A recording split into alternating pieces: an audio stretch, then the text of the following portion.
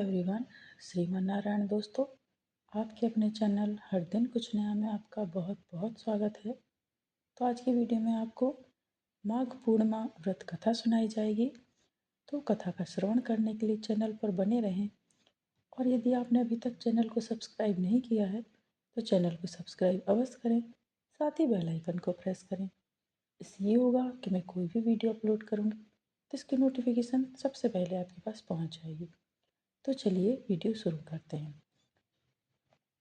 माघ पूर्णिमा का बाकी पूर्णिमाओं की तरह विशेष महत्व होता है। इस व्रत को करने से व्यक्ति की सभी प्रकार की मनोकामनाएं पूरी होती हैं।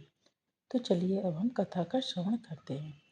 माघ पूर्णिमा की पौराणिक कथा के अनुसार एक नगर में धनेश्वर नाम के एक ब्राह्मण रहते थे। उनकी पत्नी का नाम रूपवती था, जो कि बहुत ही पतिव्रता और सर्वगुण संपन्न थी। लेकिन उन्हें कोई संतान नहीं थी, इसलिए वे दोनों बहुत ही चिंतित रहते थे। एक बार उस नगर में एक महात्मा आए। उन्होंने उस नगर के सभी घरों से दान लिया, लेकिन धनेश्वर की पत्नी जब भी उन्हें दान देने जाती तो वे उसे मना कर देते।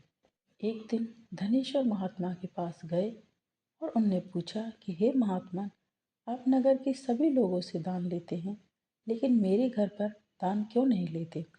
अगर हमसे कोई भूल हुई है तो हम ब्राह्मण दंपत्ति आपसे क्षमा याचना करते हैं। इस पर महात्मा ने कहा, नहीं विप्र, तुम तो हमेशा आदर सत्कार करने वाले ब्राह्मण हो, तुमसे भूल तो कभी भी नहीं हो सकती। महात्मा की बात सुनकर धनेश्वर हाथ जोड़कर बोला, हे मुनिवर, फिर आखिर क्या कारण है? कृपया हमें उससे अवगत कराएं। इस पर महात्मा बोले, हे विप्र, तुम्हारे कोई संतान नहीं है। जो दंपत्ति निसंतान हो उसके हाथ से भिक्षा कैसा ग्रहण कर सकता हूँ? तुम्हारे द्वारा दिया गया दान लेने के कारण मेरा पतन हो जाएगा। बस यही कारण है कि मैं तुम्हारे घर से दान स्वीकार नहीं करता हूँ। महात्मा के ऐसे बोल सुनकर धनेश्वर उनके चरणों में गिर पड़ा और विनती करते हुए बोला, हे महात्मन, संतान न होना ही तो हम पति पत्नी के जीवन की सबसे बड़ी निराशा है। यदि संतान प्राप्ति का कोई उपाय हो तो बताने की कृपा करें मुनिवर। ब्राह्मण का दुख देखकर महात्मा बोले, हे विप्र, तुम्हारे इस कष्ट का एक आसान तरीका है। तुम्हें 16 दिनों तक श्रद्धापूर्वक काली माता की पूजा कर उन्हें प्रसन्न करना होगा, तो उनकी कृपा से तुम्हें संतान अवश्य प्राप्त होगी। इतना सुनकर धनेश्वर बहुत ही खुश हुआ। उसने महात्मा का आभार प्रकट किया और घर आकर अपनी पत्नी को सारी बात बताई। इसके बाद धनेश्वर माँ काली की उपासना के लिए वन चला गया। ब्राह्मण ने पूरे 16 दिन तक काली माता की पूजा की और उपवास रखा। उसकी भक्ति देखकर और विनती सुनकर काली माता ब्राह्मण के सपने में आई और बोली, हे धनेश्वर, तू निराश मत हो। मैं तुझे संतान के रूप में संतान की प्राप्ति का वरदान देती हूँ, लेकिन 16 साल की अल्प आयु में ही उसकी मृत्यु हो जाएगी। काली माता ने कहा, यदि तुम पति पत्नी विधि पूर्वक 32 पूर्णिमा का व्रत करोगे तो तुम्हारी संतान दीर्घायु हो जाएगी। प्रातःकाल जब तुम उठोगे तो तुम्हें यहाँ आम का एक वृक्ष दिखाई देगा। उस वृक्ष से एक फल तोड़ना और ले जाकर अपनी पत्नी को खिला देना। शिव जी की कृपा से तुम्हारी पत्नी गर्भवती हो जाएगी। इतना कहकर माता अंतर्ध्यान हो गई। प्रातःकाल जब धनेश्वर उठा तो उसे आम का वृक्ष दिखा जिस पर बहुत ही सुंदर फल लगे थे। वो काली माँ के कहे अनुसार फल तोड़ने के लिए वृक्ष पर चढ़ने लगा। उसने कई बार प्रयास किया, लेकिन फिर भी फल तोड़ने में असफल रहा। तभी उसने गणेश भगवान का ध्यान किया और गणपति की कृपा से इस बार वो वृक्ष पर चढ़ गया और उसने फल तोड़ लिया। धनेश्वर ने अपनी पत्नी को वो फल खिला दिया, जिसे खाकर वह कुछ समय बाद गर्भवती हो गई। दंपत्ति काली माँ के निर्देश के अनुसार हर पूर्णिमा पर दीप जलाते रहे। कुछ दिन बाद भगवान शिव की कृपा हुई और ब्राह्मण की पत्नी ने एक सुंदर बेटे को जन्म दिया, जिसका नाम उन्होंने देवीदास रखा। जब पुत्र 16 वर्ष का होने को हुआ तो माता पिता को चिंता होने लगी कि इस वर्ष उसकी मृत्यु न हो जाए। इस पर उन्होंने देवीदास के मामा को बुलाया और कहा, तुम देवीदास को विद्या अध्ययन के लिए काशी ले जाओ और 1 वर्ष बाद वापस आना। दंपत्ति पूरी आस्था के साथ पूर्णमासी का व्रत करते रहे कि मेरा पुत्र दीर्घायु हो, यही कामना करते रहे। काशी प्रस्थान के दौरान मामा भांजी एक गांव से गुजर रहे थे। वहां एक कन्या का विवाह हो रहा था। विवाह होने से पूर्व ही उसका वर अंधा हो गया। तभी वर के पिता ने देवीदास को देखा और मामा से कहा, तुम अपना भांजा कुछ समय के लिए हमारे घर पर छोड़ दो, विवाह संपन्न हो जाएगा, उसके बाद ले जाना। यह सुनकर मामा ने कहा, यदि मेरा भांजा ये विवाह करेगा तो कन्यादान मिले धन आदि पर हमारा अधिकार होगा। वर के पिता ने मामा की बात स्वीकार कर ली और देवीदास के साथ कन्या का विवाह संपन्न करा दिया। इसके बाद देवीदास पत्नी के साथ भोजन करने के लिए बैठा, लेकिन उसने उस थाल को हाथ नहीं लगाया। ये देखकर पत्नी बोली, स्वामी आप भोजन क्यों नहीं कर रहे? आपके चेहरे पर ये उदासी कैसी है? तब देवीदास ने सारी बात बताई। यह सुनकर कन्या बोली, स्वामी मैंने अग्नि को साक्षी मानकर आपके साथ फेरे लिए हैं।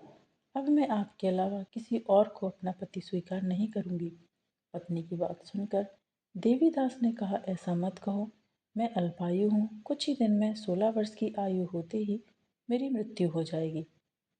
इस पर उसकी पत्नी ने कहा कि हे स्वामी, जो भी मेरे भाग में लिखा होगा वह मुझे स्वीकार है। देवीदास ने उसे समझाने की बहुत कोशिश करी, लेकिन जब वह नहीं मानी तो देवीदास ने उसे एक अंगूठी दी और कहा, मैं काशी जा रहा हूँ, लेकिन तुम मेरा हाल जानने के लिए एक पुष्प वाटिका तैयार करो। उसमें भांति भांति के पुष्प लगाओ और उन्हें जल से सींचती रहो।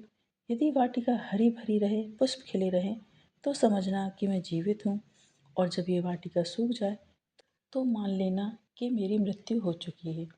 अगले दिन सुबह जब कन्या ने दूसरे वर को देखा तो बोली, यह मेरा पति नहीं है, मेरा पति काशी पढ़ने गया है। यदि इसके साथ मेरा विवाह हुआ है तो बताएं कि रात्रि में मेरे और इसके बीच क्या बातें हुई हैं और इसने मुझे क्या दिया है। यह सुनकर वर बोला, मुझे कुछ नहीं पता, और पिता पुत्र वहां से वापस चले गए। इधर एक दिन प्रातःकाल एक सर्प देवीदास को डसने के लिए आया, लेकिन उसके माता पिता द्वारा किए जाने वाले पूर्णिमा व्रत के प्रभाव के कारण वह उसे नहीं डस पाया। इसके बाद काल स्वयं वहां आए और उसके शरीर से प्राण निकालने लगे। देवीदास बेहोश होकर गिर पड़ा। तभी वहां माता पार्वती जी और शिव जी आए।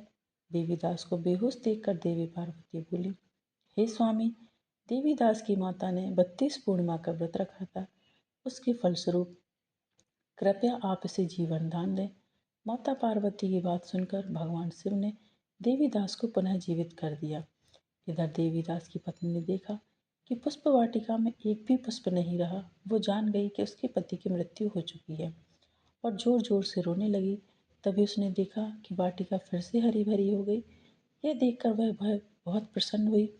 उसे पता चल गया कि देवीदास को प्राणदान मिल चुका है।